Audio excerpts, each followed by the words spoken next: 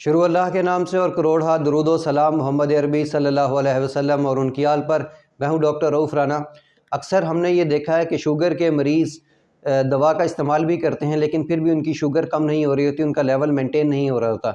इसकी एक बड़ी वजह यह होती है कि शुगर के मरीज़ अपनी जो दवा है वो मुकर्रर वक्त पर नहीं लेते, और दूसरी वजह है कि वो इस बात का ख्याल नहीं रखते कि कौन सी दवा खाने से पहले लेनी है या कौन सी दवा खाने के बाद लेनी है।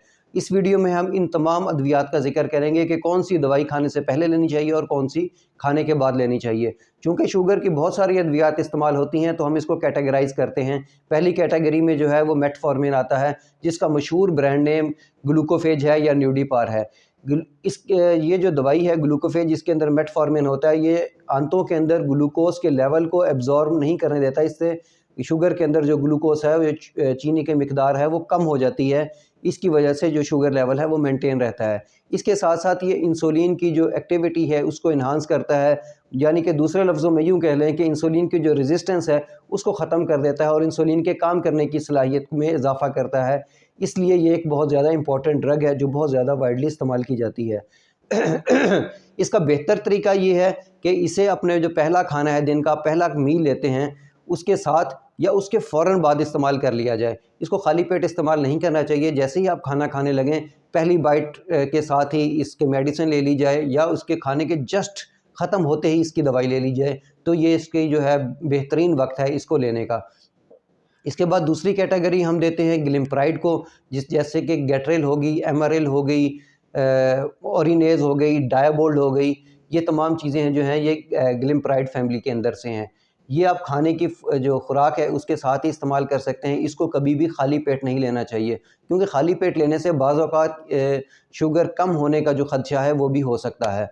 इसके बाद एक दवाई होती है डायमैक्रॉन। वो डायमैक्रॉन जो लोग इस्तेमाल करते हैं वो खाने से 15 मिनट पहले इस दवा का इस्तेमाल करें।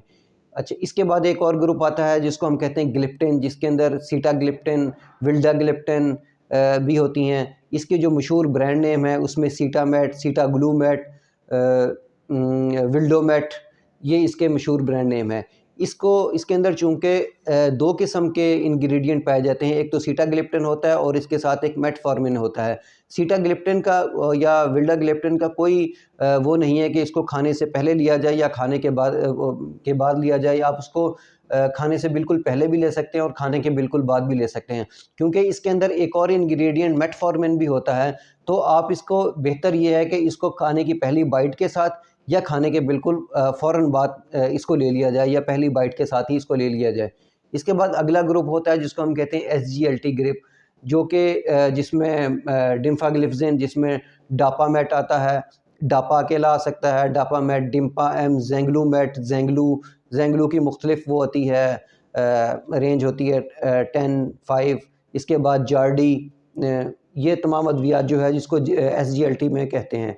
ये अद्वियात किडनी के रास्ते जो है ग्लूकोज को बाहर निकालती हैं, और जो ग्लूकोज है, जो चीनी की मिकदार है, ग्लूकोज है, वो पेशाब के रास्ते जिस्म से खारिज होता रहता है।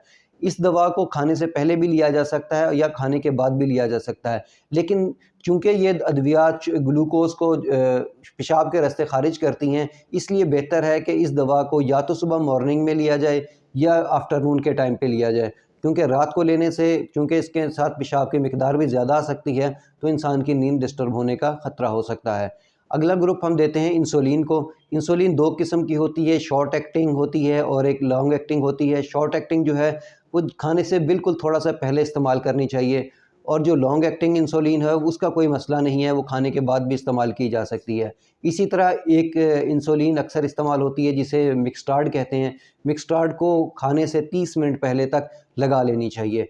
अगर आप ये तमाम एहतियात और ये तमाम प्रोटोकॉल को फ़ॉलो करेंगे, तो मुझे उम्मीद है कि आपकी शुगर बेहतर तरीके से कंट्रोल होगी। अल्लाह आपको और आपके तमाम अहले खाना को सेहत वाली ज़िंदगी अता करे। अल्लाह हाफ़िज़।